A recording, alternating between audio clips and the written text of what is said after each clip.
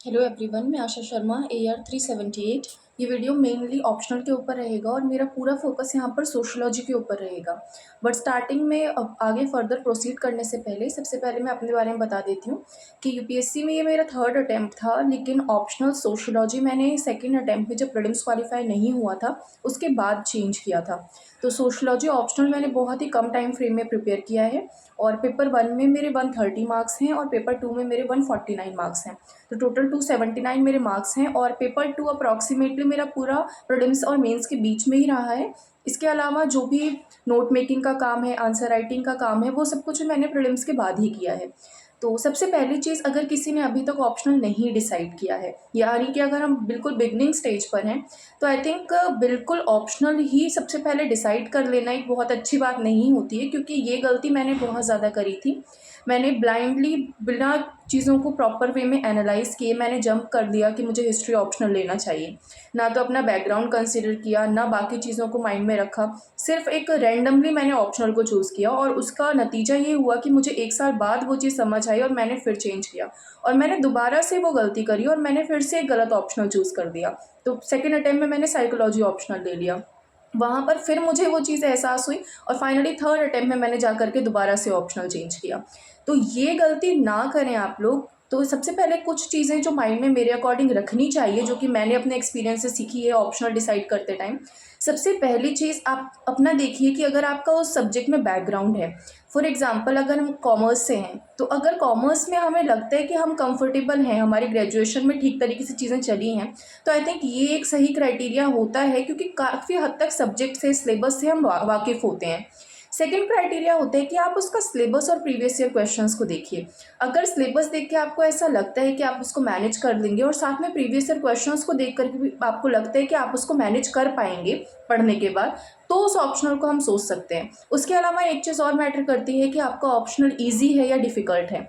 अब यहाँ easy to difficult individual to individual depend करता है। किसी को कोई सब्जेक्ट ईजी लग सकता है, किसी को कोई सब्जेक्ट डिफ़िकल्ट लग सकता है। तो वो अपना हमारे ऊपर डिपेंड करता है कि हमें कौन सी चीज़ ईजी लग रही है, हमें किस चीज़ में इंटरेस्ट आ रहा है। उसके अलावा सबसे ज़्यादा इंपॉर्टेंट जो चीज़ होती है ऑप्शनल डिसाइड करने में, वो होती है गाइडेंस। क्योंकि अगर आपके पास ऑप्शनल में प्रॉपर वे में गाइडेंस नहीं होती, तो ऑप्शनल में चीज़ों को लिमिट कर पाना बहुत मुश्किल हो जाता है। तो मेरे केस में यही दिक्कत रही थी कि जब मैंने साइकोलॉजी ऑप्शनल तो ले लिया, बुक्स पढ़ना एक अलग बात होती है, आंसर राइटिंग करना एक कम्प्लीटली डिफरेंट चीज़ हो जाती है। तो उसको लेकर के हमारे पास प्रॉपर वे में कोई होना चाहिए जो कि हमें बता सके, तो चीज़ें काफ़ी हद तक ईजी हो जाती हैं। इसके बाद एक चीज़ और मैटर करती है, स्कोरिंग। ये बात अक्सर हम इग्नोर कर देते हैं, लेकिन मुझे ऐसा लगता है कि इस प्रिपरेशन में हमें कंपटीशन है, यहाँ पर एक कॉम्पिटिटिव एग्ज़ाम है, तो इसलिए ब्लाइंडली और खुद पे एक्सपेरिमेंट करना आई थिंक वो चीज़ सही नहीं होती है। तो आप ये चीज़ पहले देख लीजिए कि उस पर्टिकुलर ऑप्शनल जो भी आप देख रहे हैं उसमें ऑलरेडी कितने लोगों ने उसमें अच्छे मार्क्स के साथ में स्कोर किया है। तो वो चीज़ों को कंसिडर करने के बाद आप ऑप्शनल डिसाइड करिए, कोई जल्दीबाजी करने की नीड नहीं है। स्टार्टिंग में मुझे ऐसा लगता था कि सबसे पहला काम तो ऑप्शनल ही डिसाइड करना है, लेकिन वो चीज़ बहुत गलत हो जाती है अगर हमें 1 साल बाद आकर के चीज़ों को चेंज करना पड़ता है। तो आई थिंक लेट से डिसाइड करना बेटर है बार बार ऑप्शनल चेंज करने से। तो बहुत सारी चीज़ों को माइंड में रख करके, पॉजिटिव नेगेटिव्स हर सब्जेक्ट के देख करके, उसके बाद आप ऑप्शनल चूज़ करिए। उसके बाद मैं आती हूँ कि ऑप्शनल कर कैसे सकते हैं। हालांकि सोशियोलॉजी को मैं इन डिटेल में कवर करूँगी विद एग्जांपल, बट कुछ चीज़ें मुझे ऐसा लगता है कि जो सभी ऑप्शनल में कॉमन होती हैं। सबसे पहली चीज़ है, हमें सिलेबस को प्रॉपरली देखना चाहिए और सिलेबस को इन डेप्थ उसको ब्रेक डाउन करके समझने की ज़रूरत है। सेकेंड स्टेप में आता है कि सिलेबस देखने के बाद पहले उसके प्रीवियस ईयर क्वेश्चंस देख लीजिए। अगर आपके पास सॉल्व प्रीवियस ईयर क्वेश्चन है तो सॉल्व पढ़ लीजिए। अगर आपके पास सॉल्व नहीं है, फिर भी topic wise previous year question देखना ज़रूरी है। मान लीजिए फर्स्ट यूनिट का फर्स्ट सब टॉपिक है, तो उसमें से प्रीवियस ईयर क्वेश्चंस कौन कौन से आ रखे हैं पहले उनको देख लीजिए। उसके बाद जो भी आपको बुक है या जो भी आपका रेफरेंस मटेरियल है, जो भी सोर्सेज को आप फॉलो कर रहे हैं, उसके बाद वो बुक पढ़िए और दोबारा से आकर के फिर उन क्वेश्चंस को सॉल्व करने की कोशिश करिए, उन आंसर्स को लिखने की कोशिश करिए और इतना करने के बाद नोट्स पे जंप करिए। कोई अगर आप कहीं पर क्लासेस ले रहे हैं, कोई टीचर आपको नोट्स बनवा रहा है, तो वहाँ पर वो चीज़ कम्प्लीटली डिफरेंट होती है। बट जब हम खुद से नोट्स बना रहे होते हैं तो अक्सर ये बात ही हमें नहीं समझ आती है कि नोट्स को बनाना कैसे है। तो अगर आप ये प्रोसेस फॉलो करेंगे कि पहले आप सिलेबस देखेंगे, फिर प्रीवियस ईयर क्वेश्चन देखेंगे, उसके बाद आप बुक पढ़ेंगे, उसके बाद उन आंसर्स को आप लिखने की कोशिश करेंगे, उसके बाद आप नोट्स बनाएंगे, तो इन 3-4 स्टेप्स के बाद आपका माइंड इस लेवल में एक्टिवेट हो जाता है कि एक्चुअल में आंसर लिखने के लिए नीड किस चीज़ की पड़ेगी।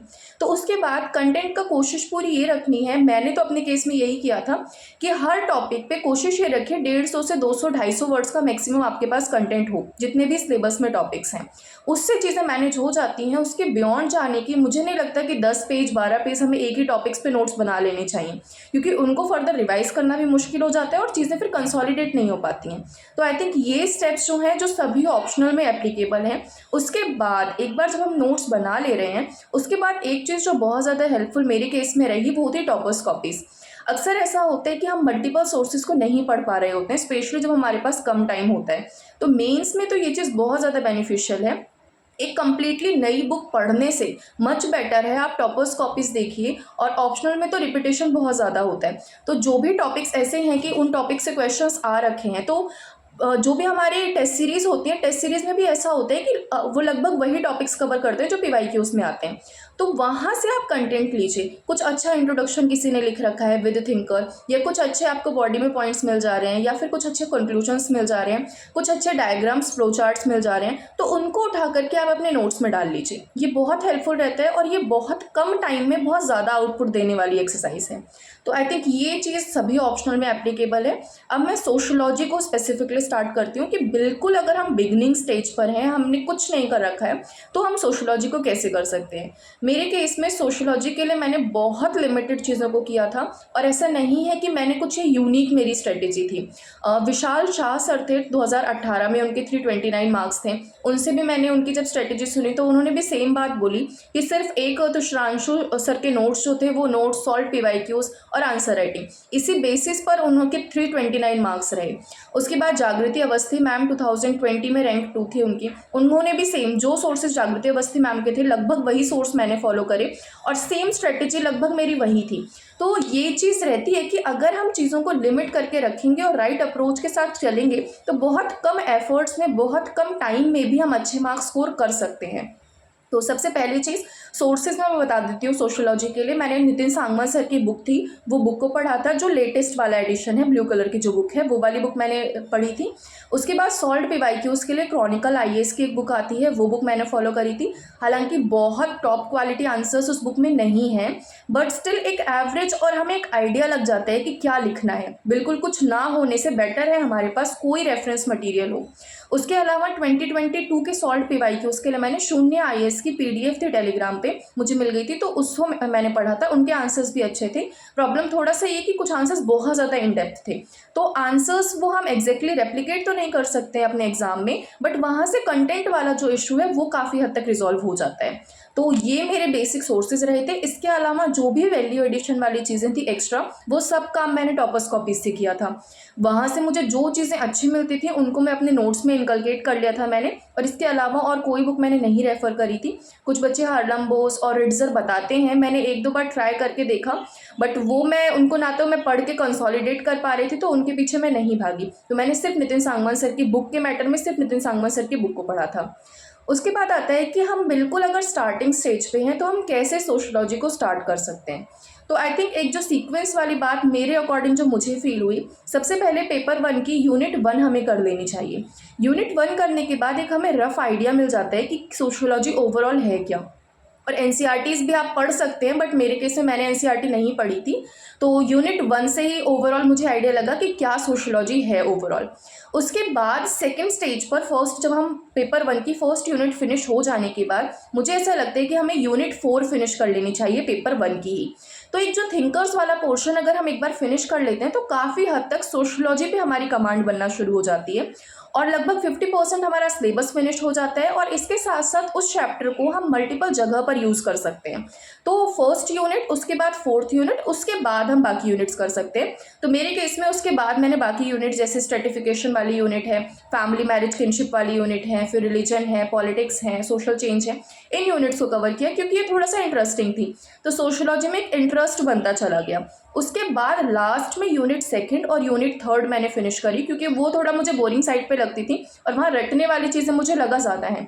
तो मेरे केस में मैंने पेपर 1 में ये सीक्वेंस फॉलो किया और मुझे ये चीज़ मतलब ठीक लगी।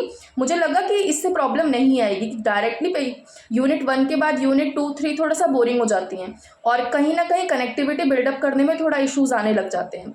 तो आई थिंक पेपर 1 में ये अगर हम स्टेप्स को फॉलो करते हैं या इस तरीके सीक्वेंस में अगर हम चलते हैं तो वो थोड़ा सा आपको हेल्प करेगा।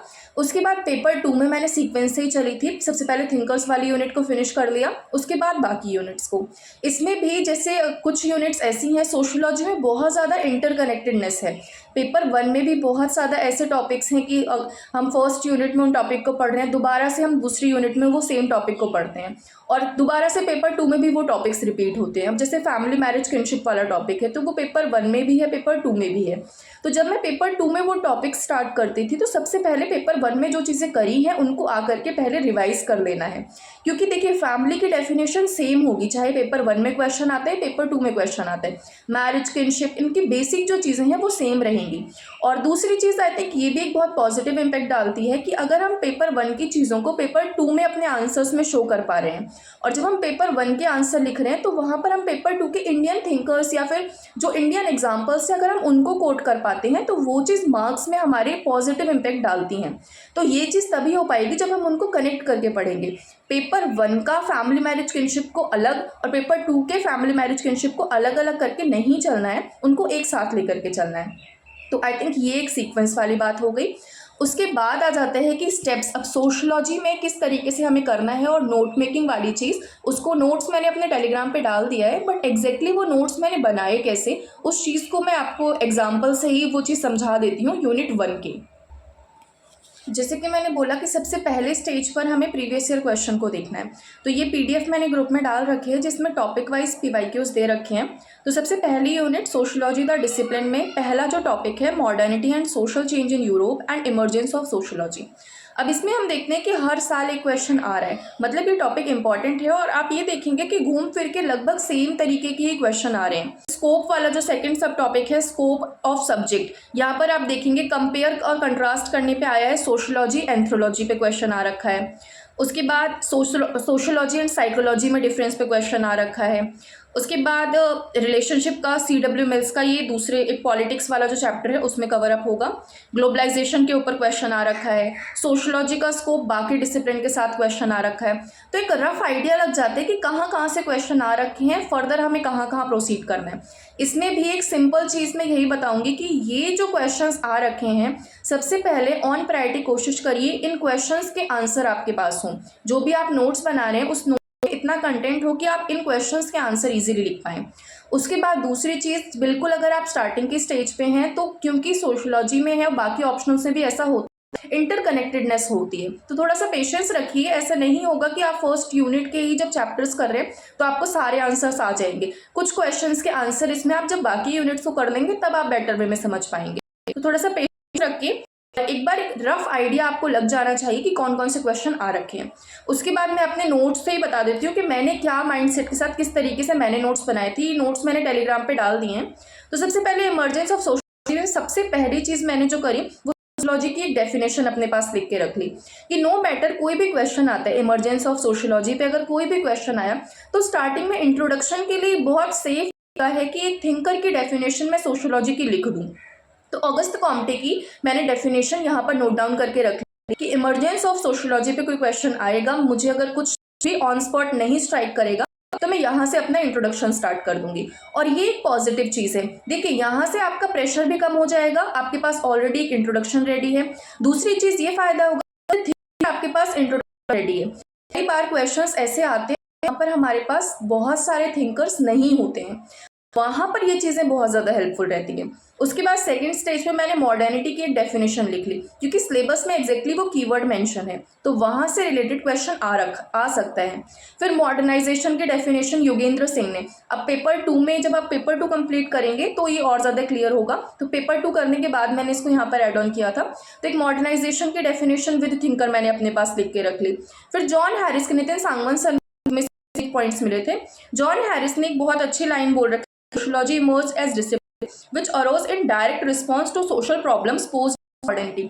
तो मुझे ऐसा फील हुआ कि एक कंक्लूडिंग लाइन, कई बार ऐसा होता है कि स्टार्टिंग और एंड में हमें आंसर राइटिंग में दिक्कत आती है, तो ये लाइन भी मैंने अपने पास नोट डाउन करके रख ली कि मुझे कोई और चीज़ नहीं स्ट्राइक करेगी तो कंक्लूजन में विद थिंकर एक कंक्लूजन मेरे पास रेडी हो जाएगा इमरजेंस ऑफ सोशियोलॉजी वाले टॉपिक के लिए। यहाँ पर देखिए पूरे मैंने नोट्स में यही कोशिश करी कि मेरे पास एक इंट्रोडक्शन रेडी हो, मेरे पास कंक्लूजन रेडी हो, बॉडी चीज़ें क्वेश्चन के अकॉर्डिंग मैं कर दूंगी। उसके बाद मैंने एक डायग्राम, ये यहाँ पर आपको दिख रहा होगा, वैसे मैंने नोट्स डाल दिए हैं, तो इस तरीके से फ्लो चार्ट मैनर में भी करके चीज़ों को, ताकि ऐसा ना हो कि कई बार ऐसा हो जाता है क्वेश्चंस में कि हमारे पास स्पेस बहुत कम होता है, टाइम बहुत कम होता है, और फ्लो चार्ट में भी चीज़ें बहुत बेटर वे में हम रिप्रेजेंट कर सकते हैं। तो उन चीज़ों को भी मैंने नोट्स में ही इनकलकेट कर दिया। उसके बाद सेकेंड पॉइंट पे फोर्सेस रिस्पॉन्सिबल फॉर इमरजेंस, क्योंकि प्रीवियस ईयर में मैंने ये चीज़ देखी कि इमरजेंस ऑफ सोशियोलॉजी में इंटेलेक्चुअल फोर्सेस से क्वेश्चन आ रखा है कि कैसे इंटेलेक्चुअल फोर्सेस ने सोशियोलॉजी के इमरजेंस में हेल्प करी। उसके बाद पॉलिटिकल फोर्सेस ने कैसे हेल्प करी, और एनलाइटनमेंट का इंटेलेक्चुअल वाले में आ जाता है, उसने कैसे हेल्प करी। उसके बाद कैसे वहाँ पर उन टॉपिक्स ने करी सोशियोलॉजी इमरजेंस। तो यहाँ पर मैंने इन कोशिश करी कि लगभग 150 करके 200 वर्ड्स का कंटेंट मैं अपने पास लिख करके रख, ताकि कोई भी आंसर अगर यहाँ आता है तो आंसर को बॉडी में उसको मैं मैनेज कर सकूँ। उसके बाद नेक्स्ट पार्ट में भी मैंने यही कोशिश करी, जो स्कोप वाला है वहाँ पर भी अपने पास 2 वर्ड्स का कंटेंट हो, और ये सारा कंटेंट मैंने नितिन सांगवान से बुक से और टॉपर्स कॉपीज से ही निकाले हैं।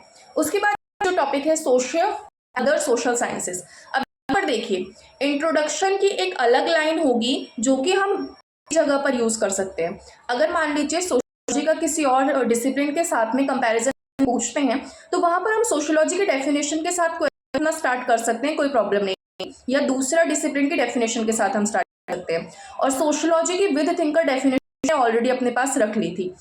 यहाँ पर जब हमें कंपेयर करने की बात आई, मैंने सभी से, इकोनॉमिक्स से, साइकोलॉजी से, हिस्ट्री से, पॉलिटिकल साइंस से, एक टेबल फॉर्म में उसको कर दिया कि 5 पॉइंट्स मेरे रहेंगे, अगर कंपैरिजन क्वेश्चन है तो मैं इन पॉइंट्स को कवर कर दूंगी। साथ में मैंने कुछ थिंकर्स को यहाँ पर नोट डाउन करके रख लिया कि अगर इकोनॉमिक्स से रिलेटेड आएगा तो मैं इन थिंकर्स को ही कोट करूंगी, और इन्हीं को मल्टीपल टाइम मैंने लगा ताकि ये क्वेश्चन अगर इकोनॉमिक्स बेस्ड क्वेश्चन आए तो मैं इन्हीं थिंकर्स को कोट करूं। तो इस तरीके से मैंने सेकंड वाला जो पॉइंट है उसके मैंने नोट्स बनाए।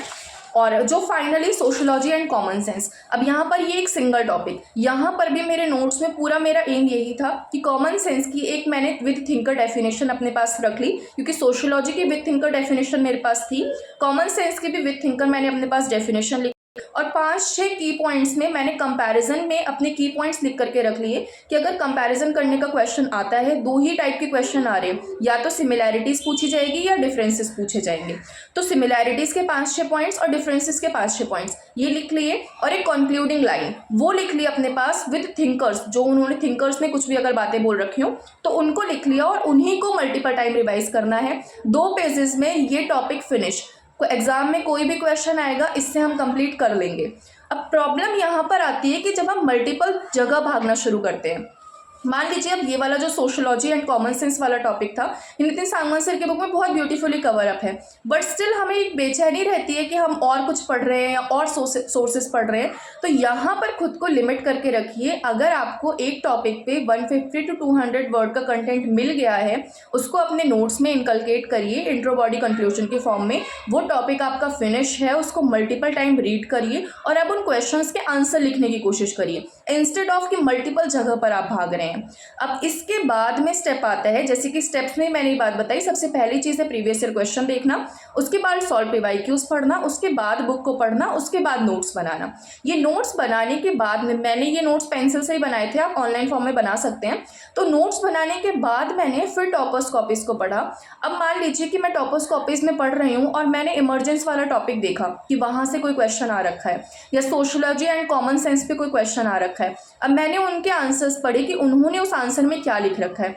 अब उस आंसर में अगर मुझे कुछ यूनिक मिलता है, मान लीजिए कोई बहुत अच्छा फ्लो चार्ट किसी टॉपर ने ड्रॉ रखा है, या कुछ बहुत अच्छी कोई थिंकर की कोई लाइन उन्होंने वहां पर लिख रखी है, उसको उठा करके मैं इस टॉपिक में अपने नोट्स के साथ में ही उसको इनकलकेट कर देती थी, ताकि दोबारा से मुझे इधर उधर ना भागना पड़े। तो ओवरऑल मैंने नोट्स सोशियोलॉजी के इस तरीके से बनाए थे। और उसके बाद आंसर राइटिंग में भी, क्योंकि मेरे पूरे नोट्स ही इंट्रो बॉडी के फॉर्म में थे, तो आंसर राइटिंग में मुझे दिक्कत नहीं आई थी। ये नोट्स पेपर 1 के और पेपर 2 के सारे नोट्स लगभग 25 to 30 डेज में बन गए थे। अब ये तभी आप कर पाएंगे जब आप चीज़ों को बहुत शॉर्ट करके रखेंगे, लिमिट करके रखेंगे। बहुत एक्सेसिव नोट मेकिंग की नीड नहीं होती है। मैंने बहुत नोट्स बना करके देख लिया है, एंड टाइम में वो चीज़ें काम नहीं आती हैं। और स्पेशली ऑप्शनल में बहुत कम टाइम होगा, आपके पास 4-5 दिन का टाइम होगा, उसमें बहुत सारी चीज़ें रिवाइज करनी होंगी। तो नोट्स तो बनाना ज़रूरी है, स्पेशली ऑप्शनल के लिए नोट्स नीडेड होते हैं, बट कोशिश ये रखिए वो नोट्स बहुत ही शॉर्ट फॉर्म में हो। मैं अपने नोट्स पोस्ट कर दूंगी, बट ये आपके काम नहीं आएंगे, क्योंकि एक तो मैंने पेंसिल से बहुत ही हैप्पीजार्ड मैनर में चीज़ों को बना रखा है। बट आई थिंक जो मैंने अप्रोच आपको बताई, अगर उस तरीके से आप खुद से बनाने की कोशिश करेंगे तो बहुत कम टाइम में एक आप अपने नोट्स बना पाएंगे, और वो चीज़ आपको हेल्प करेगी। होप सो आपको ये चीज़ हेल्पफुल लगे। और इसके अलावा कुछ भी अगर आपको और डाउट होगा सोशियोलॉजी से रिलेटेड, तो वो आप बता दीजिएगा, मैं कोशिश करूँगी उसको कवर अप कर दूँ। And all the very best.